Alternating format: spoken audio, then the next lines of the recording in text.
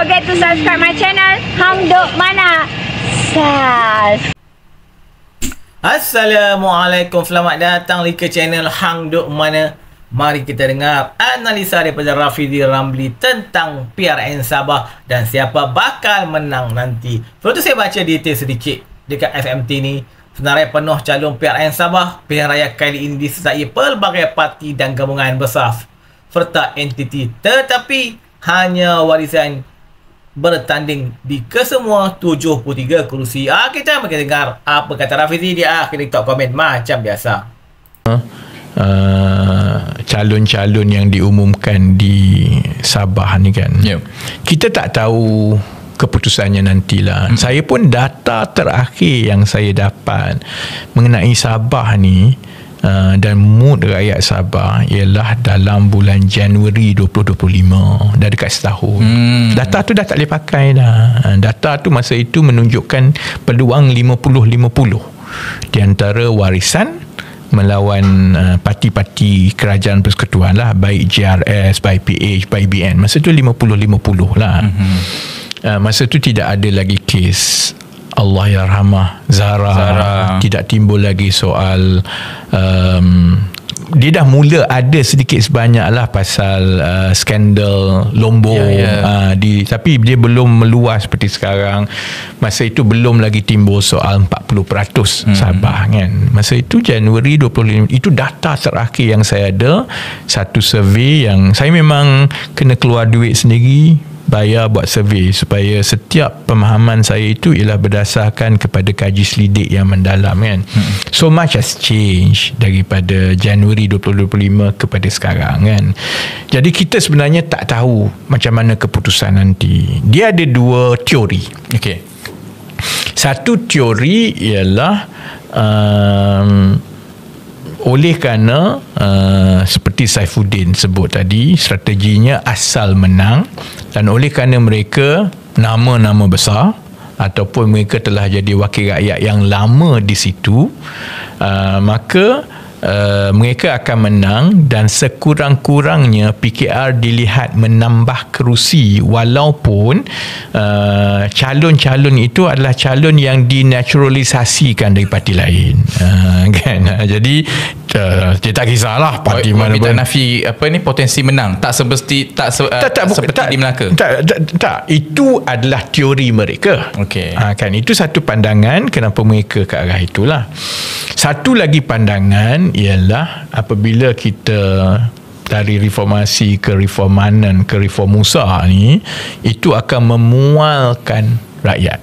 Ambil contoh Hafiz Yamani kan, dia menang betul lah di Sipitang, dan pengaruh dia dalam tahun 2018 dia menang di Sipitang kan, dan pengaruh beliau itu dikaitkan dengan ayah beliau Tun Musa Aman. Jadi maksudnya conventional logic, ayah dia berpengaruh, ketua menteri 15 tahun, maka dia ni sangat dikenali, letak saja dia menang. Tapi kadang-kadang orang lupa 2018 itu rakyat Sabah menolak Tun Musa Aman. Dia kalah kan. Jadi teori itu kita hanya boleh tunggu dan lihat. Itu satu teori kan. Teori satu lagi yang saya sebut tadi lah, daripada reformasi ke reformanan ke reform Musa ini, dia akan memualkan rakyat dan dia akan merasakan bahawa PKR ini menggunakan taktik dan kaedah yang sama dengan parti-parti politik lain yang pernah ada, terutamanya di Sabah, bahawa politik itu adalah feudal.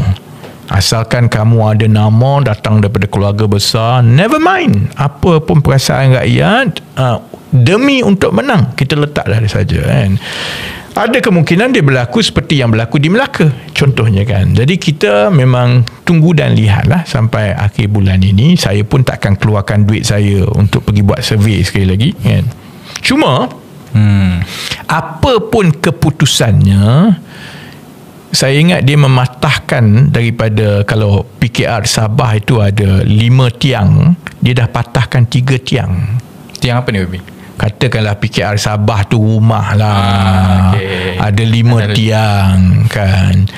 3 tiang tu dah patah. Sebab bayangkan PKR di Sabah yang setia kepada PKR, kepada Anwar Ibrahim daripada tahun 1999. Dan PKR Sabah ini dari segi keanggotaan ialah nombor 2 paling tinggi di Malaysia selepas Sabah. Selepas Selangor kan. Jadi cabang-cabang di Sabah pun antara paling banyak, ada 26 cabang kan. Tapi daripada 26 cabang itu, ketua cabang yang jadi calon ni berapa orang je? 2 orang je rasanya. 2 orang saja tau. 2 orang. Romansa dengan apa nama ni, Rufina bukan. Oh, dia ketua cabang. Dia ketua wanita lah kan. Dia ada seorang lagi, siapa yang dulu bekas ahli parlimen Putatan, Awang Husaini. Dia 2 orang je. Yang lain saya rasa Tony Chi, saya rasa bukan. Dan yang lain kan. Jadi bayangkan semua pimpinan cabang PKR tu selepas berpuluh tahun sebenarnya hanya 2-3 orang saja mereka layak untuk bertanding. Itu kesan besar tau sebenarnya. Jadi kalau saya jadi orang Sabah kan, sudahlah PKR Sabah lah, sudahlah nak kena berdepan dengan tanggapan bahawa PKR ini parti Malaya. Jadi mereka sudah is already an uphill battle. Kemudian mereka akan diperlekehkan lagi bahawa bukti bahawa kamu parti Malaya, calon-calon kamu semua pun tak dipilih. Jadi yang ini yang saya ingat dalaman parti, yang ini saya boleh bercakap lah kerana saya ramai lagi kawan-kawan dekat Sabah tu yang PKR, ketua cabang, pimpinan semua kan. Saya ada orang hantar mesej kat saya tau, ketua-ketua cabang di PKR Sabah, kata, Raf, kalau you ada tak jadi begini. Sebab itulah aku tak perlu tak ada kat situ. Sebab kalau saya ada nanti bergaduh besar ni, yang Fazal nak bawa calon-calon ni kan. Sebab prinsip saya ialah sebaik yang mungkin kita kena ketengahkan orang-orang kita, terutamanya yang telah lama berjuang semua ni, kerana kalah menang parti mesti terus kuat. Dan orang yang masuk secara payung terjun ini, dia masuk masa kita menang. Dia masuk masa kita senang kan. Kalau susah lepas ni, dia angkat kaki lah. Akhirnya yang tinggal ni geng-geng ni juga. Tapi kalau dia dah rasa saya dah habiskan 10-15 tahun masa muda saya, habis wang masa susah semua, bila dah jadi kerajaan nak masuk pilihan raya, orang lain jadi calon. Lepas ni masing-masing membawa diri. Jadi menang kalah apa pun keputusannya daripada PRN Sabah kepada PKR, secara dalamannya dia akan melemahkan parti. Macam saya sebut tadilah, daripada 5 tiang rumah PKR Sabah tu 3 patah. 3 dah patah. Baik Wabi, sangat kesian. Macam tak ikhlas dia, sangat kesian. Memang tak ikhlas. Okey, kita ke isu Sabah juga Wabi. Berkaitan dengan 40% hasil Sabah. Dia rayu tapi tak rayu. Wabi kata hari tu kerajaan akan rayu lah, tapi sekarang ni tajuk kenyataan media dia kata dia tak rayu. Jadi teka Wabi ni salah. Tak adalah betul 50%, 50-50 lah. Saja je. Dia susah nak komen kerana berdasarkan laporan-laporan berita, kenyataan Datuk Seri Anwar di Parlimen dan juga kenyataan daripada Jabatan Peguam Negara semua ni kan, dia memberi gambaran bahawa rayuan akan dibuat. Jadi 50% tu saya betul lah rayu. Cuma rayuan itu adalah kepada perkara-perkara tertentu di dalam penghakiman. Jadi nak komen pun payah kerana saya pun tak baca penghakiman tu lagi. Saya kena mengaku tak baca kan. Cuma nak rayu pasal 40% hasil daripada Sabah itu perlu dibayar dalam bentuk geran khas kepada Sabah. Macam mana nak rayu benda tu dah memang ada dalam Perlembagaan Persekutuan. Sebab itu dia kata dia tak rayu benda tu kan.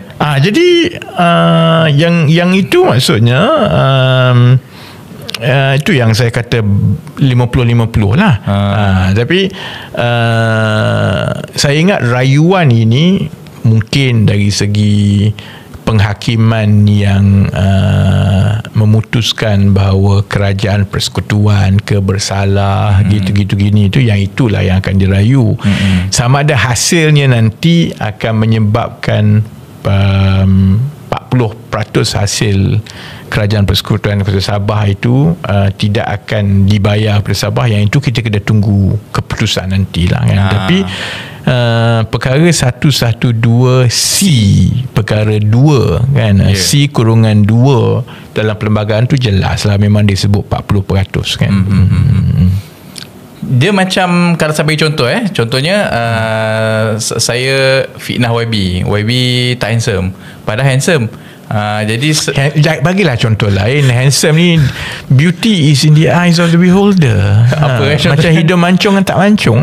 Contohnya YB hidung mancung, tapi YB hidung tak mancung.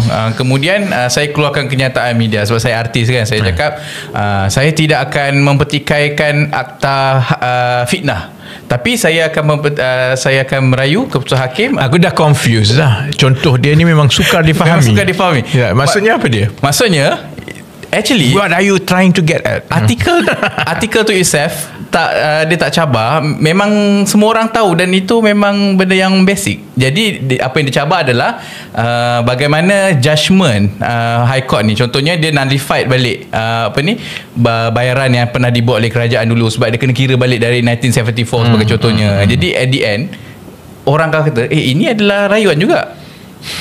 Saya nasihatkan, pandangan saya macam ni lah. Yang kita nak ialah rakyat Sabah terbela. Dan dia bukan soal Malaya, soal Sabah, soal Sarawak, soal kenegerian, soal wilayah. Naluri kemanusiaan kita sepatutnya tak boleh terima kalau ramai orang miskin di mana-mana pun. Tak kisahlah Kelantan ke Sabah ke apa semua kan. Dan Sabah memang susah. Kalau pergi mana-mana pun memang susah kan. Jadi saya rasa sebagai rakyat lah, yang penting sekarang ialah kita mesti menyokong supaya rakyat Sabah dibela. Itu yang pertama kan. Macam mana nak bela? Pertama ialah hak yang telah termaktub di dalam Perlembagaan Persekutuan 40% ini perlulah kita kembalikan. Kan, kita boleh lah, saya faham lah mungkin perasaan Datuk Seri Anwar, dan mungkin kebanyakan daripada kita kalau berada di kedudukan dia pun mungkin merasa perkara yang sama. Dia mungkin merasakan bahawa kenapa dia ditekan, seolah-olah dia orang jahat. Sedangkan perkara ini ialah perkara yang diwarisi masalahnya daripada zaman Tun Razak lagi. Kenapa 74. Tak marah mereka? Well, ingatan kepada Datuk Seri Anwar Ibrahim, you are the Prime Minister now kan. Jadi bila kita jadi menteri, jadi Perdana Menteri, memang kita dibayar gaji untuk menyelesaikan masalah, termasuklah masalah-masalah yang kita warisi kan. Tapi saya fahamlah kenapa bila dia di pasar tu, bila orang tanya, dia sebut saya dah bagi gini, sebab dia nak beritahu saya sebenarnya lebih baik. Tapi itu agak bertentangan dengan sentimen rakyat lah kan. Jadi sebab itu saya ingat kita tak payahlah nak tuding jari ke, kita nak persoalkan rayu tak rayu.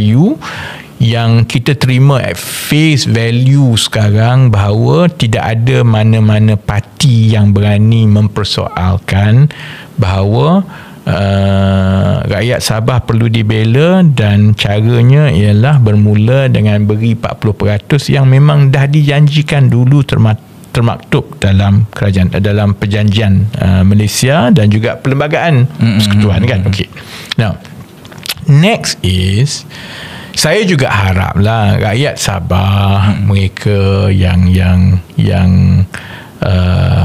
memperjuangkan isu ini, dia kena ada timbal balik dengan kerajaan persekutuan supaya satu persetujuan yang praktikal dapat dicapai untuk memastikan bayaran itu dibuat dalam keadaan menang-menang kepada kerajaan dan rakyat negeri Sabah dan juga kerajaan persekutuan. Kalau dia tidak masuk akal, contohnya bayarlah kami semua daripada dulu tu bilnya ialah 100 bilion, sila bayar. Dan nak tak nak, perkara itu dia akan menimbulkan pelbagai pushback. Kerana dia tidak akan menyelesaikan masalah lah, kerana memang ada kekangan. Dan kalau tidak berhati-hati, dia boleh pula menimbulkan rasa rimas dan marah di bahagian-bahagian lain dalam negara juga, pun tak membantu juga. Jadi bagi saya, keputusan Kerajaan Persekutuan Datuk Seri Anwar untuk memulakan rundingan itu tepat. Mula rundingan kan? Tahniah Datuk Seri Anwar. Tu tengok, aku kalau puji, buatlah benda yang betul kan. Ketiga, ada ketiga, macam mana kita nak bela rakyat Sabah kan. Kepada ahli politik dan juga penjawat awam, mereka yang berkuasa di Sabah, janganlah bila dapat durian runtuh nanti perkara itu disia-siakan, kerana kesannya juga akan jadi kepada rakyat Sabah. Kalau contohnya 40% hasil dari Sabah itu telah dibayar dari 1 tahun ke 1 tahun mengikut jadual dan persetujuan bersama, tetapi kesannya tidak dirasai oleh rakyat Sabah dari segi infrastruktur, dari segi pembasmian kemiskinan, akhirnya rakyat di Sabah akan hilang punca kerana dah dapat 40% pun, tapi keadaan tak berubah kerana kena sakau ke atas. Ataupun di Semenanjung pula, dia hilang rasa simpati kepada keadaan di Sabah. Sebab akan ada orang di Semenanjung kata, tengoklah kita orang dah ni tengok sama juga kan. Dan yang keempat ialah, maksudnya badan-badan penguatkuasa, orang-orang yang berkuasa kat Malaysia ni, kalau ada kes rasuah, kalau ada, tak kisahlah anak beranak ke, kawan ke, rakan kongsi ke, kalau dia makan duit rakyat di Sabah, tangkaplah dan pastikan bahawa perkara itu tidak berulang lagi. Sebab saya rasa tak akan ada orang boleh persoalkan bahawa kita semua perlu bela orang miskin. Dan orang miskin tu banyak di Sabah. 8 daripada 10 daerah termiskin di Malaysia adalah di Sabah kan. Jadi yang itu orang tak persoalkan, tapi kebimbangan itu bertempat. Kalau semata-mata soal 40% hasil Sabah ini dijadikan bahan caturan politik, tetapi banyak perkara lain tidak berubah, yang jadi mangsanya ialah rakyat Sabah. Dan kalau perkara itu berlaku 5-10 tahun daripada sekarang, dinamik sentimen rakyatnya baik di Sabah ataupun di Semenanjung, dia dah berbeza. Jadi yang ruginya juga adalah rakyat Sabah dan rakyat Malaysia. Jadi 4 perkara yang saya sebut tadi tu bagi saya sangat penting jugalah. Okey, saya baca detail lagi. Seramai 74 bertanding sebagai calon bebas, termasuk beberapa pemimpin Parti Gagasan Rakyat Sabah yang tidak dicalonkan parti itu untuk pilihan raya tersebut. Gagasan Rakyat mengumumkan bahawa ahli-ahli ini akan dipecat serta-merta kerana bertanding menentang calon parti sendiri. Gabungan besar iaitu GRS, BN, PH dan PN bertanding di puluhan kerusi